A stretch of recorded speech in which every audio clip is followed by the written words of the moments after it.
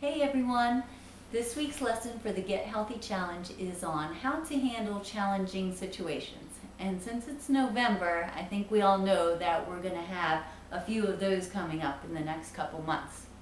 Now, it just so happens that my husband Denny and I were invited to a Halloween party where the theme of the costumes was supposed to be something from television in the last 5 years. And we thought it might be kind of fitting for us to go as something from The Biggest Loser. So Denny is dressed up as a contestant and I went as Jillian Michaels, who is one of the trainers on the show. And we thought we might have a little fun with this video by using the party to illustrate some of the tips that I have of how to get through party situations without gaining a lot of weight this holiday season. So I hope you like it. Please cut me some slack. I'm much better at doing pull-ups than acting, but I hope you'll enjoy it. Okay, so here's some things to think about before the party. Tip number 1, eat something so you don't go into it starving. When you know you have a party to go to, or say on Thanksgiving morning, you might be tempted to skip out on some earlier meals to bank some calories for what you're going to eat later. Wrong move. It's okay to cut back a little, but skipping meals will slow down your metabolism, which is not what you need.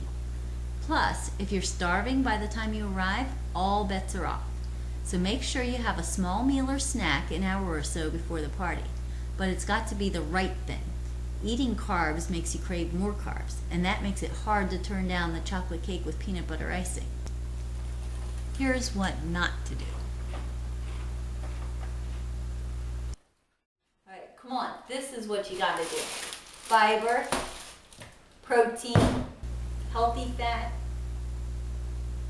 Tip number 2, bring something healthy. Chances are there's going to be a lot of food at the party that you'd be better off staying away from. Bring a healthy dish along with you to make sure there's at least something you can eat without guilt. Are you ready to go? What are you doing? What do you mean? They said bring something. Not that. This is what we're taking. You gotta have something healthy. Alright, so here's some tips for during the party. Tip number 3, find things to do that don't cost you calories. Eating shouldn't be the sole focus of the event. Think about ways to get some activity into it. If you're planning a family party, consider having everyone go for a walk, play a pickup game of football, or maybe take the kids out sledding. Of course, there's always dancing, no matter where you are.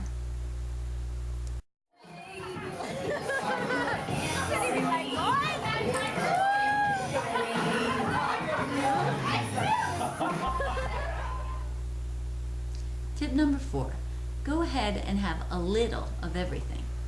Hey, it's a party. You should enjoy yourself. When everything looks so good, go ahead and have everything, but in small portions. Like this. Pumpkin crisp. But not like this. Or this. Now you can also cut down on calories by skipping the things you can have anytime, like chips, at least you got something right, and splurging on whatever is most tempting to you.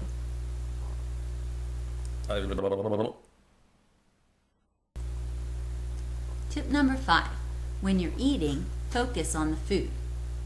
So if you're going to eat some really good tasting food, make sure you really taste it.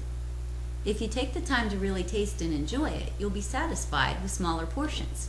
If you inhale it while you're talking to someone, chances are you'll go back for another taste. So eat when you eat and talk when you talk. Don't mix the two, or you'll end up like this bozo. Tip number 6, don't forget about the calories you drink. Once again, it's a party, and you're there to have fun. But if you're really serious about keeping the pounds off this holiday season, you might need to make some changes in your drinking habits. Try to go for the lower calorie options like wine, light beer, and drinks mixed with diet soda or seltzer instead of with juice or other sugary mixers. This week's handout gives you lots of info on how much different drinks will cost you in calories. If you really don't like the low calorie options, compromise. one or two of the drinks you really like, and then switch to something lighter. Also, try to stretch your drinks out by having a glass of water in between. And remember, when you drink, your liver puts all its effort into processing the alcohol first, and anything you eat has a better chance of going into fat storage. So your best bet is to drink after you're finished eating. Now, the upside of drinking is that you'll probably get more exercise because you won't be afraid to do this.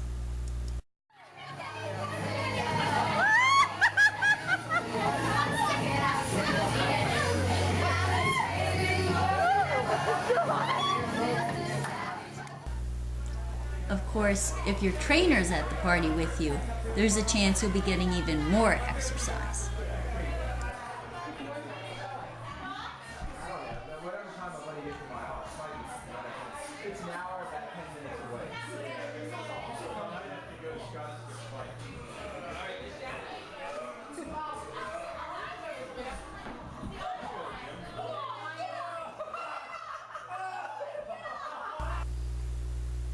Tip number 7, bring a mint or a piece of gum. Pop it in your mouth when you feel you should be done eating, and that fresh feeling may prevent you from going back for more.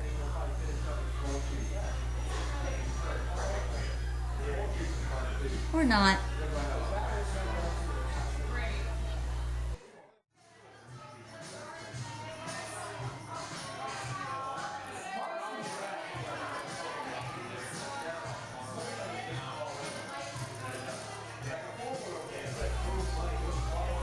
Dude, come on, you're killing me. Okay, so after the party. Tip number 8, work it off. You can always make up for extra calorie input with extra calorie output. Oh God, not more of this. Hey guys, party's over. Break it up already. I was thinking more along the lines of hitting the gym a little harder. Make sure the effects of drinking have worn off first. Tip number 9, handle a splurge gracefully. Don't let a splurge keep you off track for long. Just do your best to make up for it, stop thinking about it, and no mental self-punishment, because you know where that leads, more eating. The dreaded office desserts. Okay, so what do you do when this shows up at the office? And of course, after the Halloween candy's gone, it's going to be the pumpkin rolls and the pumpkin muffins, and then after that into the Christmas cookies and those little red and green wrapped Hershey's miniatures, which of course you've got to try one of each, right? All right, so we can all turn on our willpower for a little bit here and there, but how do you put up with 2 months of temptation? Tip number 10, be prepared with an alternative. Okay, so if you have maybe a protein bar that you like or some cocoa roasted almonds in your desk drawer, it might just give you the willpower to say no until everybody else has cleared all those cookies out of the break room. Tip number 11, make up for it. Okay, so say somebody brings something in that you really can't live without. Go ahead and have it. But try to balance it out. Maybe have a piece of fruit beforehand, some extra glasses of water, take a trip up and down the stairs a few times, or maybe cut back in a meal later in the day. Now, it's also a good time to remember to be mindful while you're eating. Okay, so if you wolf down a brownie while you're talking to one of your coworkers, you're more likely to go back for another one because you really didn't taste the first one. Tip number 12, get it to go. Consider taking a sample home of whatever's in the break room instead of eating it at the office. That way, when you get home, you can't be tempted for more because you only have one. Keeping exercise a priority. Tip number 13, find value in exercise. Well, hopefully the reason that we add 50 different things to our to-do list at this time of year is because they're worth it to us. Like the priceless look on people's faces when they open your presents is worth all the hours shopping, and connecting with your kids is worth a whole day of cookie baking, And making memories with your family is worth that 3 days of prep for Thanksgiving dinner. So if you don't want exercise to fall by the wayside, you have to convince yourself that it's just as important as all those other things that are pulling you.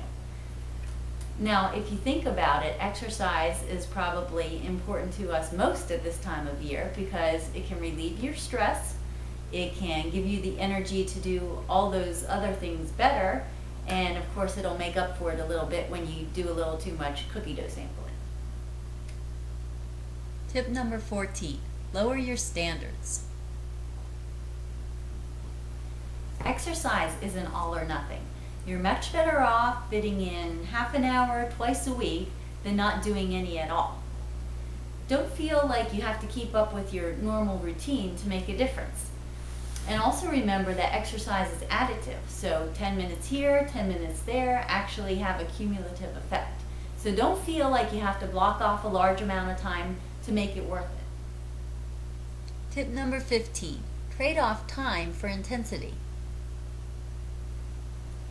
Take it as an opportunity to get creative and intense with your workouts. So you can ditch your regular 30-minute treadmill walk and instead go for 10 minutes of high energy. You can alternate between jumping jacks, running in place, do some mountain climbers, maybe throw in a few push-ups. You get the idea.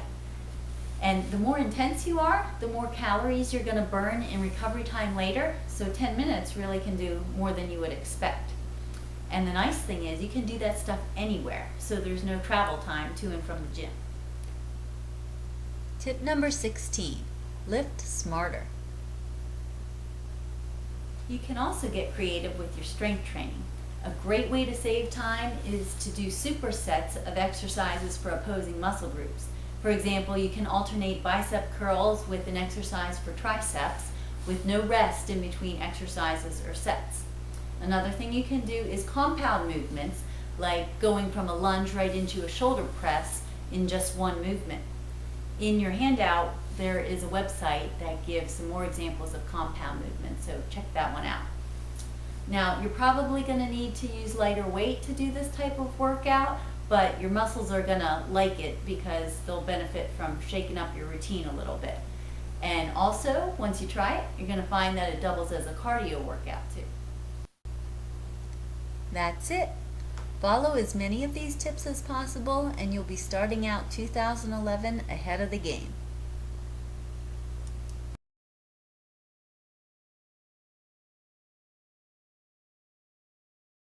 Hold it. Go. Come on, to do it right. Come on, you gotta do it right. What have I told you? Protein? Take two.